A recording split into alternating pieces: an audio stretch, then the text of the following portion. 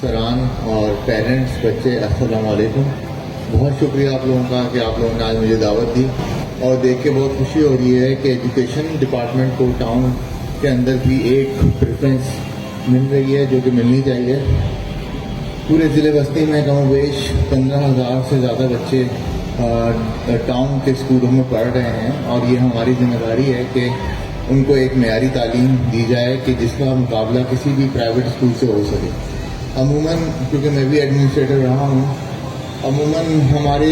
معاملات روڈ، پانی کی لائنیں، سیوریج کی لائنیں میں ہم اتنے الجھے رہتے ہیں کہ کبھی کبھار ہم سے اسکول ڈپارٹمنٹ اگنور ہو جاتا ہے۔ لیکن مجھے دیکھ کے خوشی ہو رہی ہے کہ نامور ٹاؤن نے آج یہ بتایا ہے کہ ایجوکیشن کے ڈپارٹمنٹ کو بھی وہ اتنی اہمیت دے رہے ہیں جتنے شاید کسی اور کام کو وہ دے رہے ہیں، تو اس کے لیے میں بہت مبارکباد پیش کرتا ہوں چیئرمین ٹاؤن کمیٹی کو، اور امید کرتا ہوں کہ اسی طریقے سے یہ آگے اس ڈپارٹمنٹ کو لے کے جائیں گے تاکہ ہم وہ دیکھیں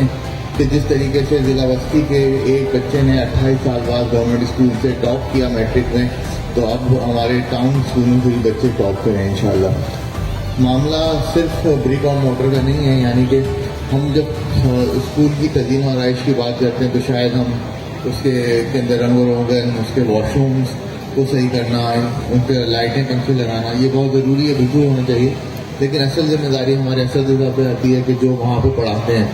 ان کا اگر لیول آف انڈرسٹینڈنگ اچھا ہوگا، وہ کمپیٹنٹ ہوں گے، تو بچے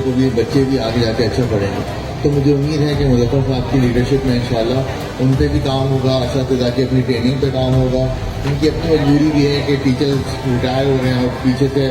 ہائرنگ نہیں ہو پا رہی، لیکن جو بھی ہے جتنے وسائل محدود کے اندر یہ بہتر کر سکیں تو میں امید کروں گا انشاءاللہ کریں گے۔ اس مرض میں ڈپٹی کمشنر آفس،